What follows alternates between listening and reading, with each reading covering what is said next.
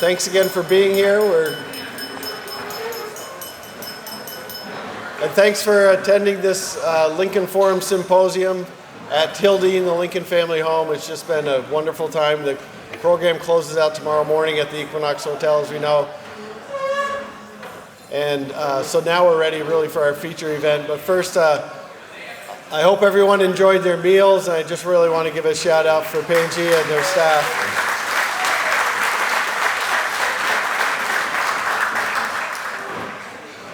So now it's my honor to introduce our keynote speaker for tonight, and really a person who really doesn't need an introduction for most of the people here today, but I'll try that anyway.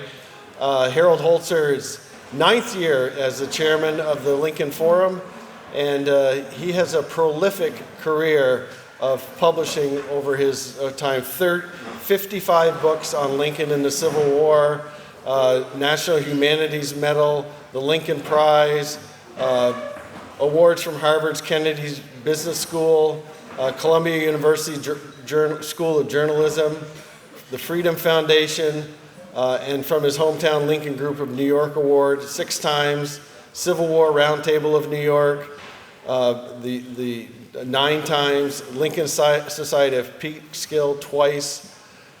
Harold's the guy that if you write a book on Lincoln, you want him to endorse it on the jacket. I think that's pretty clear. He's been a friend of Hildene's for 2 or 3 decades. He's one of the first people I met when I joined Hildene. We had dinner at Ye Olde Tavern, and he's just been a tremendous supporter of Hildene. He's a tremendous boost to the legacy of Abraham Lincoln, and I know we're all wed to that.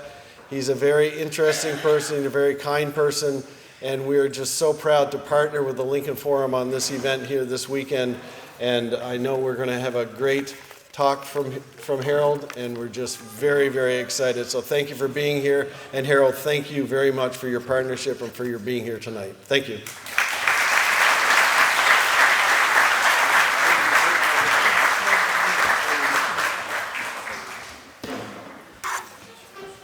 Good evening. Wow, this crowd looks fantastic from up here. Thank you to all of our Lincoln Forum members for joining us for our first symposium in many, many years at Hildene. So all the forum members, are you all having a good time?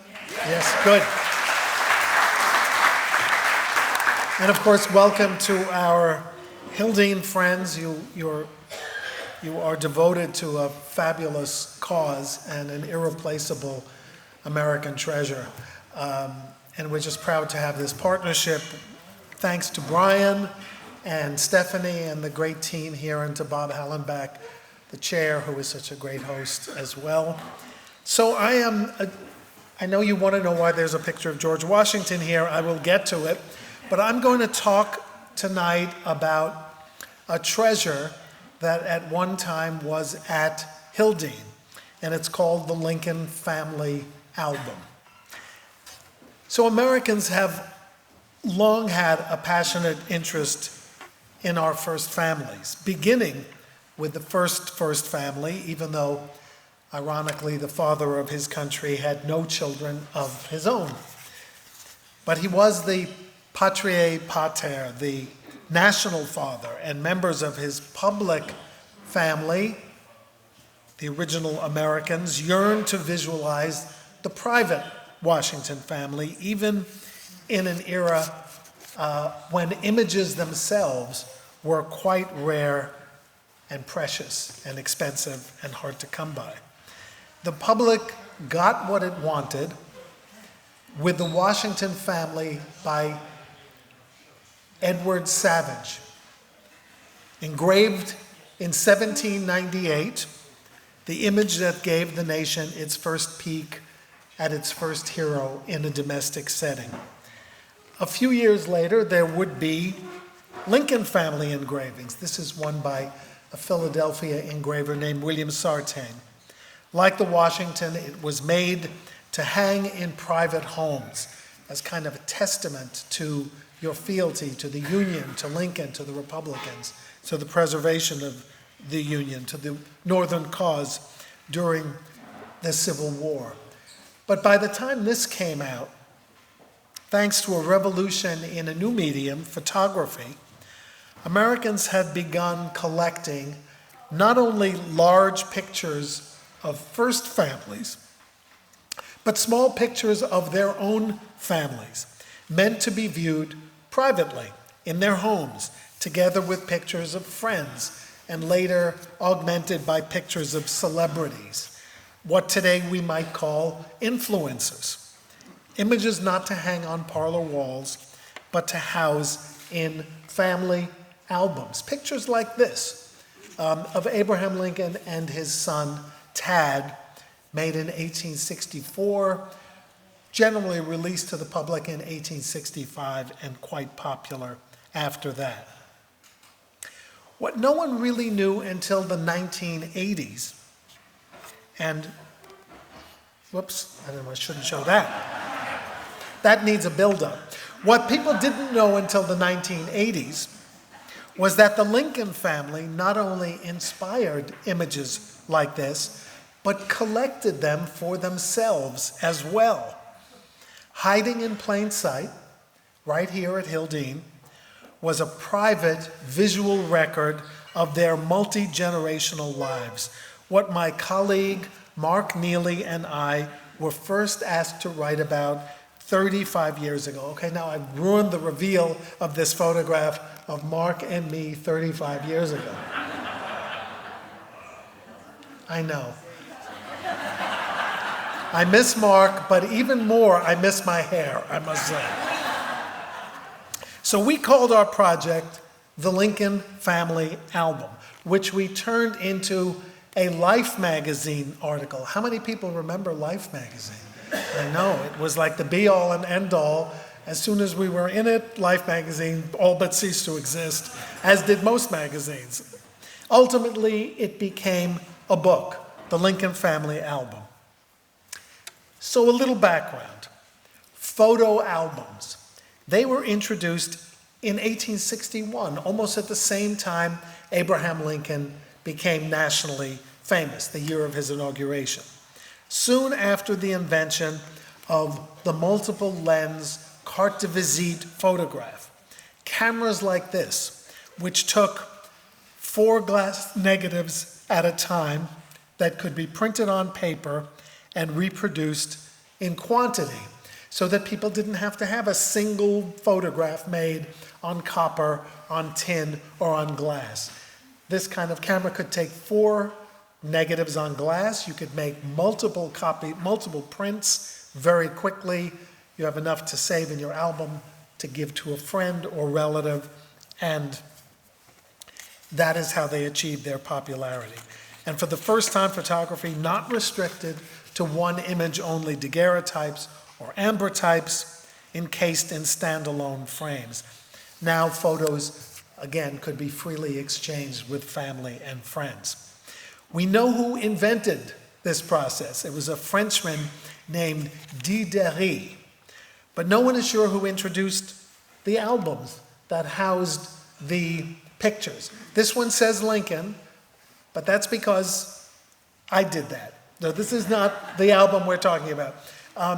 When my older daughter, who just turned 50, was a little girl, she crawled around a set of books I had on my bottom bookshelf and picked the word Lincoln out of the binding of these old books.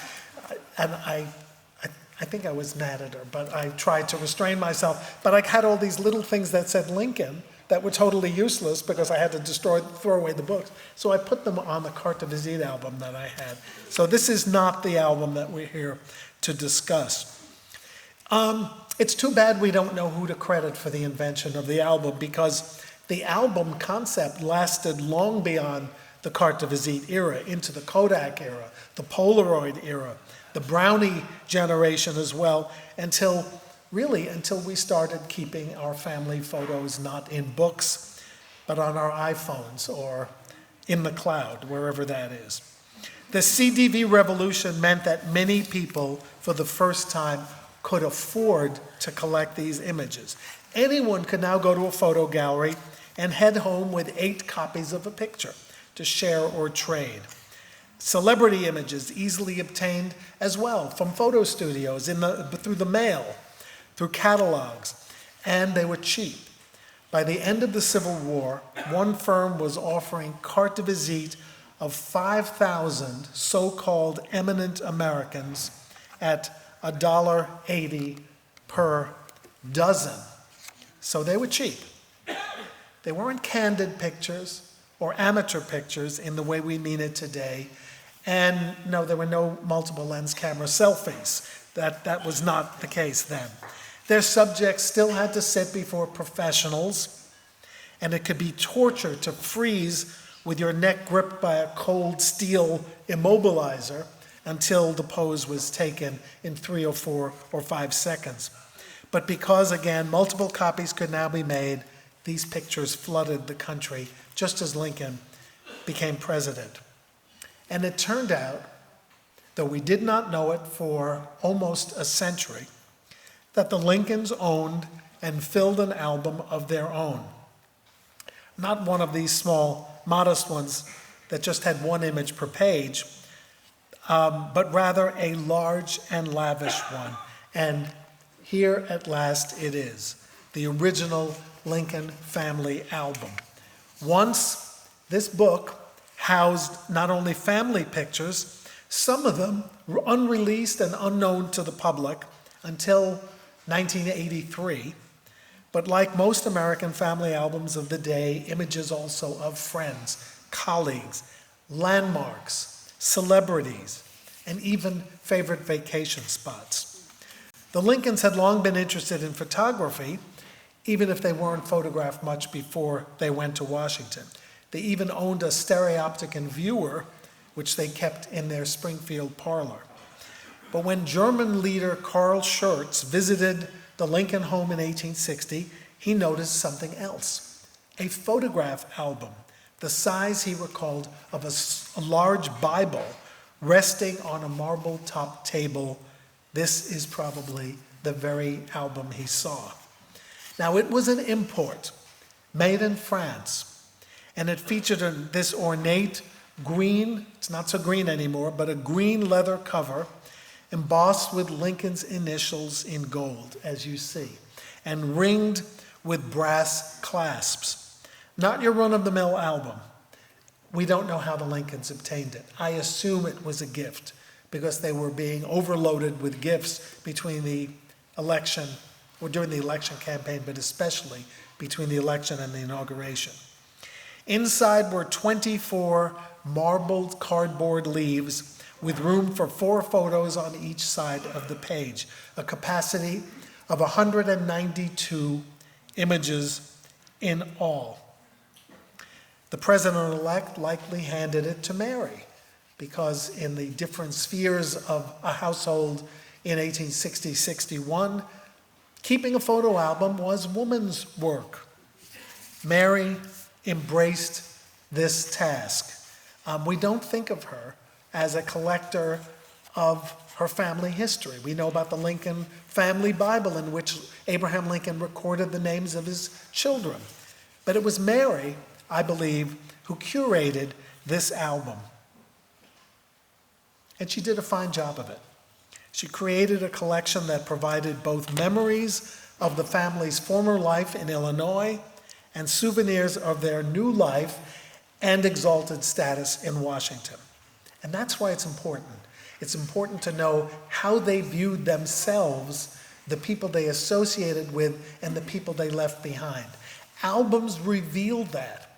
The order in which you frame your contemporaries and your relatives suggests where they stand in your family hierarchy, and in your political hierarchy, and in your belief in society. I will tell you why we don't know that from this album in a minute. But I believe Mary took this with her when she left the White House in 1865, and that later it was inherited by Robert and his wife, Mary, who eventually passed it on to their descendants. At some point it ended up here at Hildene, the property of the last of the Lincolns. Only later was it finally revealed to the outside world, a major historical discovery of what might be called the silver platter variety. For me, I wasn't a great researcher. I was invited in on this discovery because it was discovered not by Mark Neely or me, but by this man, James Hickey, curator of the Lincoln Collection at what was then the Illinois State Historical Library in Springfield. A few of us here this evening, Frank Williams, for example, and my wife and I, among perhaps others, actually knew Jim Hickey. Others may have heard of him. He was kind of a legend. But legends make their own rules or break established rules. Over the years, Jim had grown close to the last Lincoln, Bud Beckwith, with whom he finally convinced to dispose of this family album. Beckwith invited Jim to see it. Jim understood immediately what it was and knew that it had to be shared. It should have been a moment of revelation, but it didn't quite turn out that way.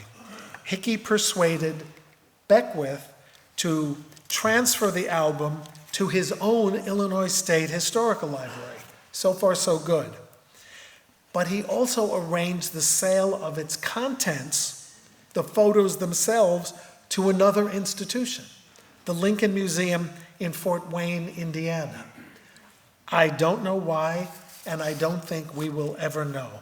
And if that wasn't enough, Hickey then removed all 192 photographs without bothering to record which photographs had been kept in which slots or which loose ones had not made it into the album, because there were also additional carte de visite.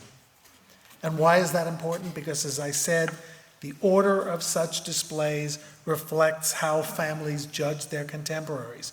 Those they knew, those they idolized from afar. Many Union-loving households started their family albums, and I used to see them when I was antique hunting in the 70s and 80s. These small leather albums would begin with a photograph of Abraham Lincoln, Ulysses S. Grant, Mary Lincoln, George McClellan, depending on where you found them. And then on page 5 or 6, you would see mom and dad and grandma and grandpa and the children. It started with their heroes. From what we know, the Lincolns were no different. They collected celebrity pictures and family pictures alike, just like other Americans. But save for a few penciled notations like these, written directly on the album pages by Mary and or Robert, we don't know how they assembled the book during the Springfield and White House years. We don't know whether we can imagine if Mary got mad at somebody, if someone fell out of favor in the White House, did Mary take them out of page 3 and move them to page 17? I could see her doing that. Lots of people did that.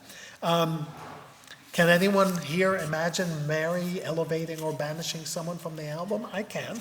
I think even Catherine can. But we could not tell part of the story when we got our look at the collection. We got to see the pictures, not the book. And we sort of let this one pass.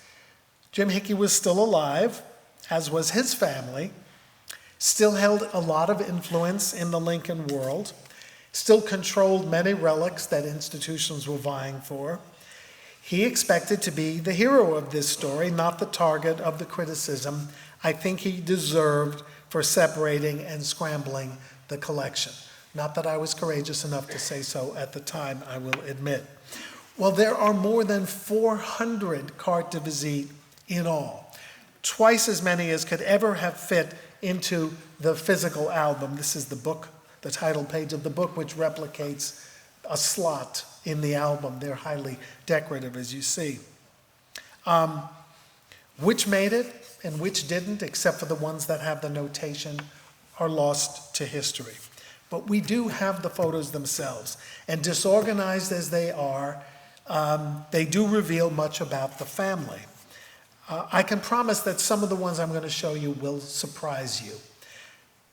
So let's turn the pages together as if we're sitting In the Hildene of old, someone has brought down the album and said, let's look at what the family collected over the years. Today we use the word album, or we used it about the Lincoln family album, to signify the entire collection. There were also one-of-a-kind images, those early images, and let's start with those.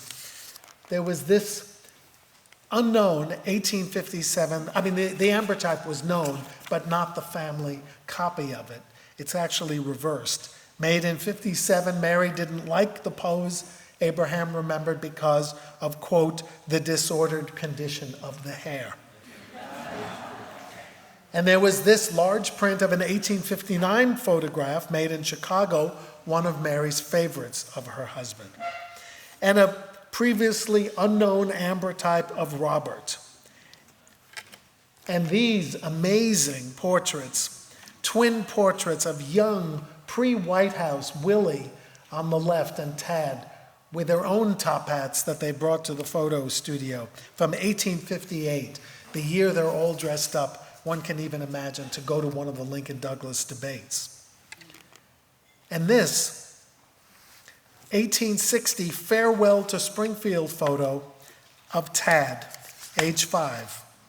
Speaking of farewell to Springfield, here is one that they collected, one of the last photographs of Lincoln made in his hometown, and one of the first of him to show him with whiskers, February 1861. As the newspaper said, old Abe is putting on hairs. Now, as to the carts that we know grace the family album or suspect, like others, its opening slots highlighted immediate family, although the Lincolns were also surprisingly celebrity conscious. In the Lincolns' case, the section contains a closeness, or suggests a closeness, which of course began to evaporate once they reached Washington. And if Mary harbored thoughts that now my husband is living in the office, or has the office in the home, she soon learned that Lincoln was busier and more distant and more unavailable than ever. So let's start with their shift to Washington as seen through their residences. This is one photo they took with them. It's actually not only a picture of their Springfield home, but it shows Lincoln standing inside his front fence, and those two little squirmy figures in there who are just a blur are Willie and Tad in 1860. Note the wooden sidewalk. I love the wooden sidewalk, and I love the planks on the corner, right? Cross at the corner and go right into the mud, because that's all there was in the street. And of course, they quickly collected a picture of their new home, the White House. And I love this picture because if you read the collected works or early Lincoln Day by Day, you know that Lincoln spent a lot of time in the summer of 1861 raising the flag at the White House. And there, look at the little bandstand around the flagpole. That is undoubtedly where Lincoln stood to do the flag raising. Mary and her husband thought about the house a little bit differently. Mary wrote, "Every evening, our blue room is filled with the elite of the land. I am beginning to feel perfectly at home and enjoy everything so much. We're having so much bliss." By contrast, Lincoln first called it this damned old house, but later did come to understand its symbolic value. As he told a group of soldiers in 1864, "I happened temporarily to occupy this big White House as a living witness that any one of your children may look to come here as my father's child has." Then we heard from Callie Hawkins today, and here is their photo of the soldiers' home, their summer residence, the Camp David of its day in a way, which Mary called a very charming place. It offered cool air on high ground and a respite from her critics downtown. "How dearly I loved the soldiers' home," she wrote in a letter. On the back of the CDV is a notation in her handwriting, very simple, "President's House at Soldiers' Home," a rare Mary inscription. Abraham Lincoln wrote at least some drafts of the Emancipation Proclamation in that house. There were no Lincoln log cabins in this trove, although copies were widely available after 1865. No nostalgia for the frontier. Lincoln may have been the rail splitter candidate, but Mary did not want to look back. The album also reveals Mary's yearning for upward mobility, not by just who is included, but who isn't. There are neither Lincolns nor Hankses anywhere in this album, not a single Prairie relative. They've suddenly found in the old Lincoln Museum collection this encased photograph of Lincoln's stepmother. I never saw it when we looked through the pictures. I don't know where it came from. I don't believe Mary collected it. She never met Sarah Bush Lincoln. She wrote to Sarah after the president's death and said, I don't know if you know, but we have three children, or two boys, one in college and one, however old Tad was at that point, 12 years old. So she didn't know her mother-in-law, and I can't believe that this may have been somewhere, but it wasn't in the album. So here are who Mary put in the album. Her sister, Elizabeth Todd Edwards, in whose home Abraham and Mary were married. As Mary later claimed, she was the only one of my sisters who was pleased with our advancement. So she got top billing in the album. Here's her half-sister, Margaret Todd Kellogg, and her husband, Charles Kellogg. Mary was not sympathetic when Charles applied for a consular appointment from the new president. She called it preposterous. And she must have had influence because Charles didn't get the consular job, but Lincoln gave him an army job ultimately. Here is her sister, Frances Todd Wallace, and her husband, Dr. William Wallace, the Lincoln family doctor and namesake of the Lincoln son. And yes, Lincoln did take care of the Todds. He gave Dr. Wallace an Army paymaster's job, and it did come back to haunt him. There was a scandal in the Wallace appointment, and he had to be transferred out of his hometown. And there's cousin Elizabeth Todd Grimsley. By the way, the writing on the bottom is not Mary's, it's not Robert's. Can anybody guess whose handwriting it is? Jim Hickey's. He actually wrote on the original photographs. This is Mary's one-time bridesmaid. She went with the family to Washington, and I believe from other photographs I've seen that this photograph was made right after they got to Washington in February or March 1861. She wanted a federal job too. She wanted to go home to Springfield as a postmistress, as she said. She didn't get the job. The family took with them pictures of Lincoln's Illinois political associates too, like Ward Hill Lamon on the left and David Davis on the right. We heard about both of them today. From Michelle, David Davis, of course, was the executor of the Lincoln estate, and Ward Hill Lamon, rhymes with salmon, as we heard, was his legal circuit friend. I think this is Mary, Honorable Ward Lamon. Lincoln allegedly called him Hill, but she said Ward. John Todd Stewart, Lincoln's first law partner, not only a Todd, but a law partner, and his second law partner, Stephen Trigg Logan. I think they took both of these to Washington. Now Mary Lincoln allegedly feuded endlessly with her Springfield neighbors. And yet, she took to Washington photographs of town founder Elijah Iles on the right, photographed by the same man who took the early bearded photo of Abraham Lincoln, Christopher German. Roland Diller on the left, who was the family druggist. Lincoln had left the city asking for God's assistance, whoever, if God is with me, I will make it. And Diller inscribed this photo, "Pray for me." I don't know why he didn't say, "I'll pray for you," but that's the autograph. In the middle is Robert's very close Springfield friend, George Latham, who Lincoln encouraged to reapply to Harvard after he failed the entrance exam. And he later failed ultimately because he only got into Yale and went to Yale. That again is a Hickey notation on the top. Now there were real surprises in this album because it included Illinois foes as well. I was shocked when I found this autographed photograph of Stephen A. Douglas. But then I looked at the year, June 1864. Douglas had been dead for 3 years. Then how do you explain this? Well, you can explain it because Adele Douglas autographed both of them and sent a picture of her sons, one of whom is a dead ringer for Stephen Douglas, to Mary in 1864. Can you imagine? And they included the Douglases in the family album.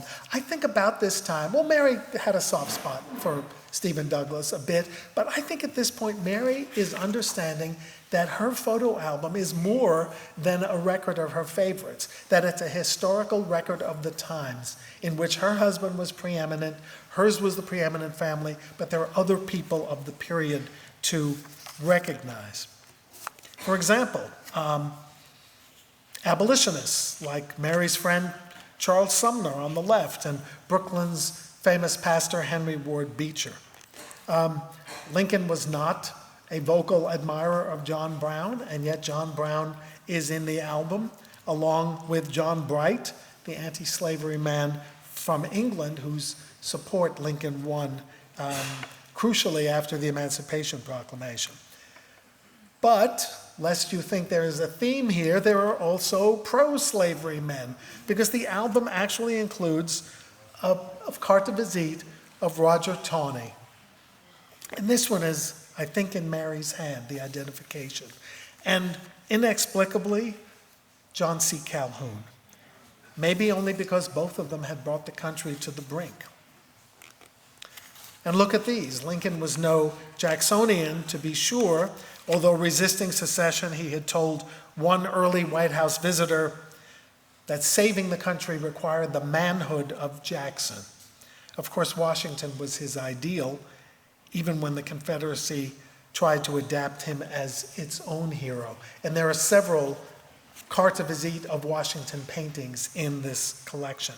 And foreign leaders too, like Napoleon III of France, nephew of the original emperor, and the Prince of Wales. Even though Lincoln had not greeted him when he came to Illinois, they still collected a kind of a tinted copy, and you can see the tint is still the rosy cheeks, and the blondish hair are still visible. And here is the Prince of Wales, not the Prince of Wales. Robert Lincoln, see the same ticking on the rug as Lizzie Grimsley posed. Here is Robert when the family arrived in Washington, posing in the same gallery. And here are the boys, middle son Willie, the one on the right from that very same sitting. I think he needs a bit of a haircut. And I love the tie as well. And I think it's the same studio. They just picked the rug up because Willie's wearing the same tie and the same collar. He just looks a little more handsome on the left. The photo on the right was never released to the public in the 19th century. And there's Tad at the same gallery, posing. I figure it was spring or summer because Tad is dressed in his whites. And it's probably after the war starts because he's got a military tassel on the hat he's holding. He looks like he'd rather be anywhere than in this photo studio with his neck immobilized in a clamp. Well, they left their dog home. Lincoln left their dog at home. And I always am impressed with the fact that there was a dog-eared copy of the dog's photo in the album. I just imagine that it got out of the album and the kids passed it back and forth because they did love Fido and they weren't too happy with the idea that he wasn't being shipped to Washington with them. I don't know how many people know this, but Fido actually died at the hands of an assassin after his master died. Some drunk stabbed the dog to death because he was barking. I know. Here's Tad, a very elegant pose, holding a cane. There are lots of pictures of Tad. Some of them did not come to light. This one was unknown. It's Tad posing with a carte de visite. And Mark Neely and I pondered, who is this person who is important enough to be a hero? It's not like Law and Order. They can't just say enlarge it and it comes out clearer. That's not the way it really works. But we thought it was Robert Anderson, the hero of Fort Sumter. It makes sense. Here is what I think is the absolute gem of the collection. Tad in his own handmade Zouave uniform with a sash and goatee added in ink. See the belt and the mustache and beard? We don't know who did it. Was Tad gifted enough to draw this? Did Willie draw it? Did Robert draw it? We will never know, but it's really pretty adorable. Possibly in tribute to the family friend who had died early in the conflict, Elmer Ellsworth, who is here in this picture. And another family friend who was killed early in the war, Colonel Edward Baker, a particular favorite of Willie Lincoln's, who wrote a poem in his honor that was published in, I think, the Washington Evening Star after his death. And yes, they had military heroes too. Abraham Lincoln didn't like George McClellan much, and I don't think Mary liked Ulysses Grant much, but here they both are in the family album, or at least the family collection. We know Mary wasn't thrilled with all the members of the cabinet either, but there are portraits of all of them, most of them, in the album collection, and several of these specialty pieces that show Lincoln with the cabinet. Mary once kind of sarcastically called them her husband's happy family, which is one of the most telling and disturbing things she ever said about implicitly her own. Here are Lincoln's private secretaries. They were in the album, Nicolay and Hay. The Hay portrait, we think, was taken at Brown University the year he graduated, the Nicolay in Washington. If Robert had been a little older, it would have been interesting to know if Lincoln would have employed him as his private secretary, because there was precedent for that, and here are the precedents. Charles Francis Adams and John Van Buren. Doesn't he look like Martin Van Buren? Both of them had been secretaries to their father presidents. And maybe if Robert had been 24 instead of 17 when Lincoln became president, he would have gotten the job instead. Now, originally we believed there were not many pictures of Mary in the album. We found them in the overflow. What does that mean? Maybe from what we heard from Jason and from Catherine in their talks, maybe Mary Harlan not only didn't want to look at Mary Lincoln at home, she didn't want to look at her in the album either. So Mary vanishes, but there are Mary pictures in the collection. Again, because the order is unknown, we can only speculate. We'd been told the same about the dearth of photos of Abraham Lincoln, but there are Abraham Lincoln photos in the collection. We just don't know where they were in the album. 1861, 1863, 1864, and a few weeks before Lincoln's death in March 1865. The album kept a good visual record of White House social life. I mean, they couldn't take photographs at the White House. There were some taken, but for an artist's use. But Mary collected pictures of exotic foreign diplomats like British Ambassador Lord Lyons, and on the right, the Russian envoy, Baron de Steckel, and Prince Napoleon, a dead ringer for his uncle, I think.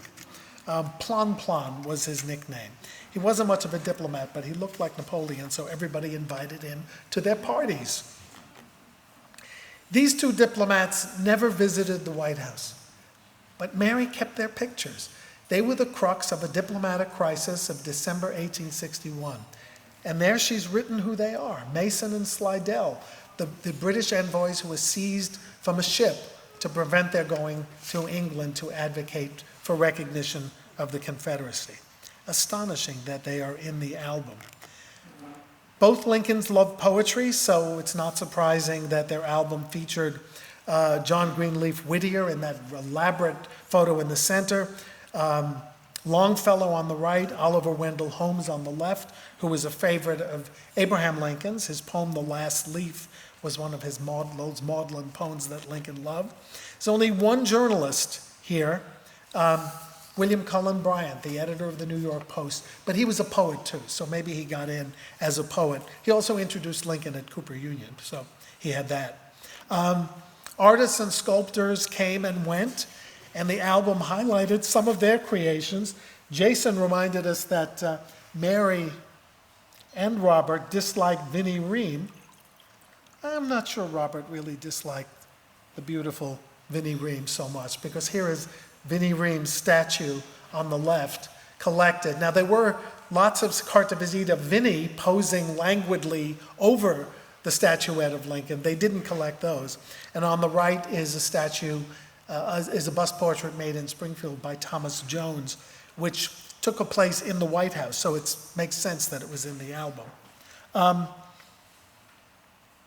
There are almost no women in this album, except for Mary's Todd sisters, save for these obscure painters, and it took a while to figure out who they were. Their names are Jane Stewart and Carrie Caton, and they were celebrated artists of the day. Here posing in what we call an occupational photograph. Not all guests to the White House were elegant.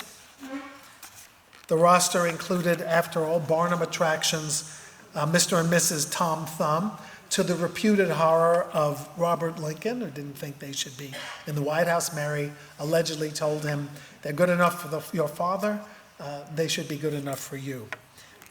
Frontiersman Seth Kimmel, the most extravagant beard ever seen in the White House, who came to present an elk horn chair to the President of the United States. And I think this elk horn chair picture was so hideous that Mary wouldn't put it in the album, but you can see again it's dog-eared, so I'm sure the kids passed it around. We all take travel photos, we still do. Well, Mary and Abraham went to Mount Vernon in 1861. They must have purchased these photos in the gift shop, or what the name of the gift shop was. You know, Lincoln never left the boat when they got to Mount Vernon. Mary loved to go places, and she left the boat. She went to the graves of George and Martha. She went to the equivalent of the postcard store, and bought these pictures. I don't understand why Lincoln didn't leave the boat, but I've known politicians who travel and don't leave the figurative boat either, so maybe I should understand it. And we know Mary loved New England. And here she is at the Flume in Franconia Notch. Let's see if I can find her here. Whoops, I can't find her here. But she's there, right in the middle of the picture, wearing a bonnet. And Robert is on the left, perilously dangling on the rocks there. The back of this picture says Summer 63 in Mary's hand.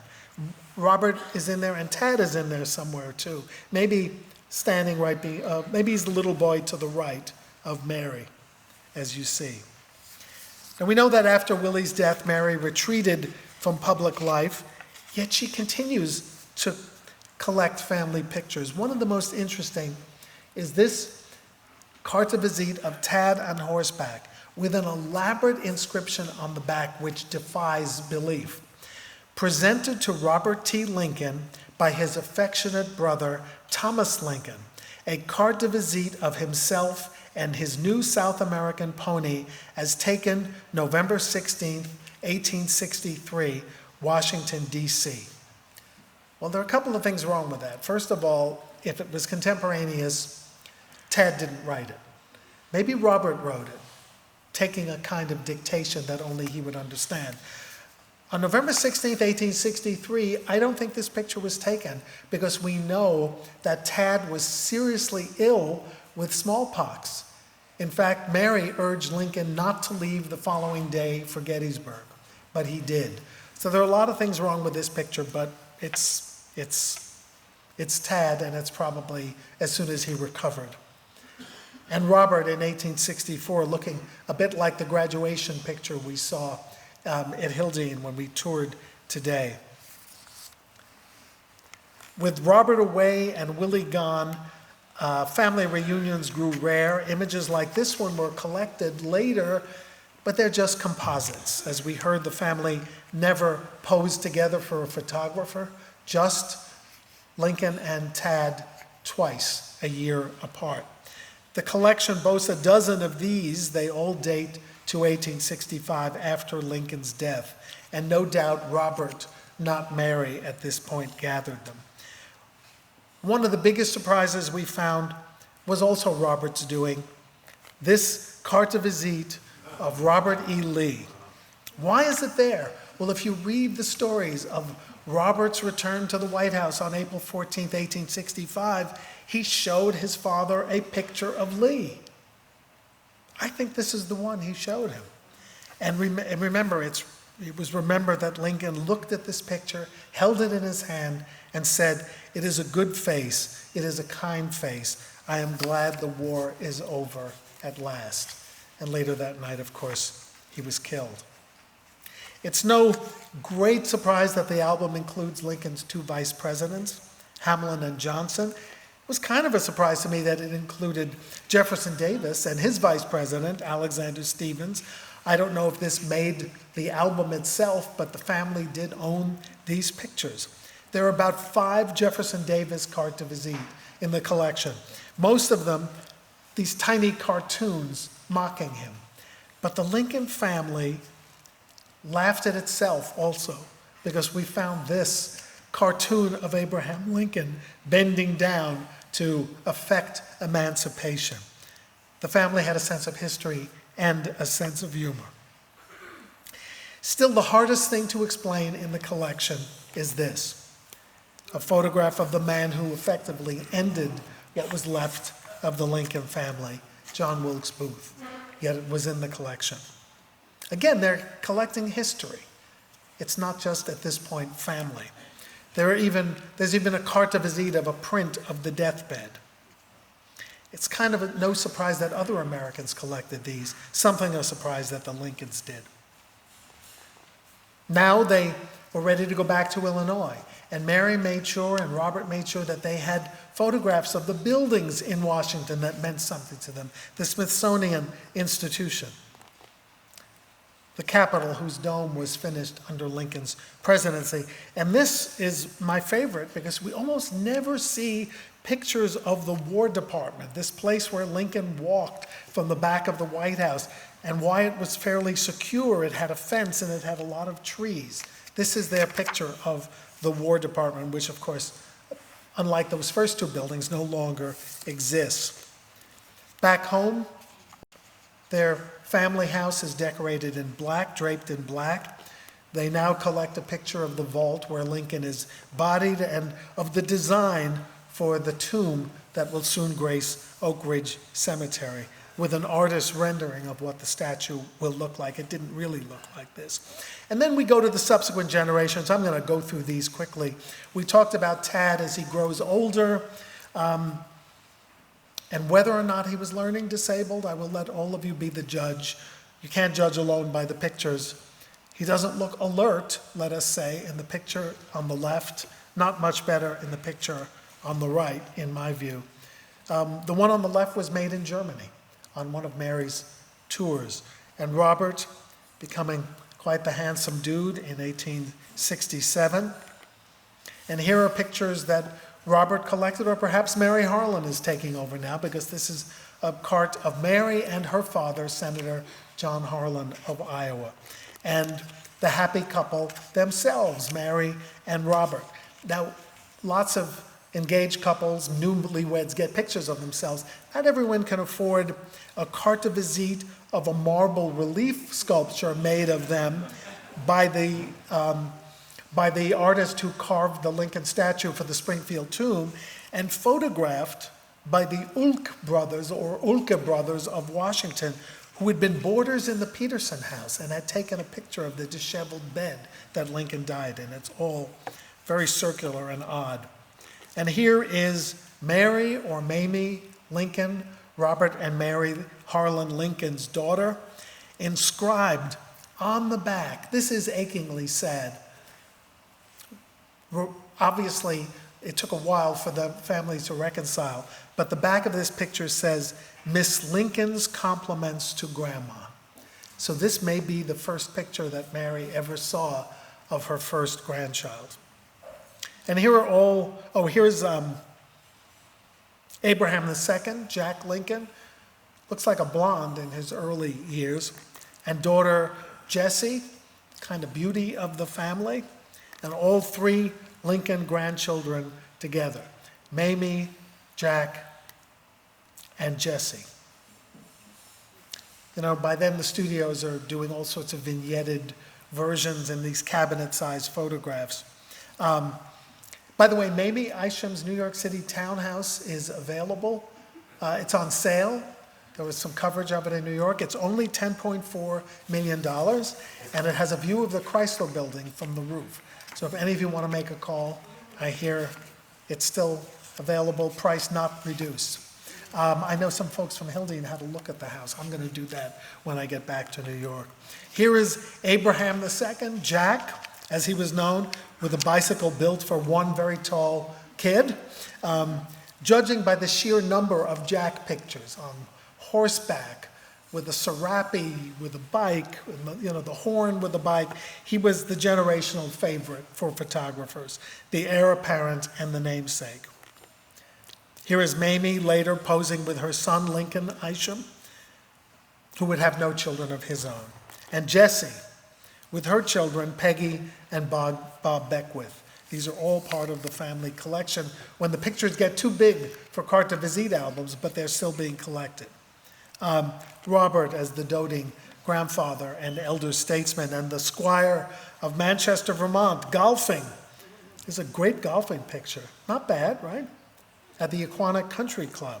And meeting another president, one of his good friends, William Howard Taft. I think that's the porch of Hildene.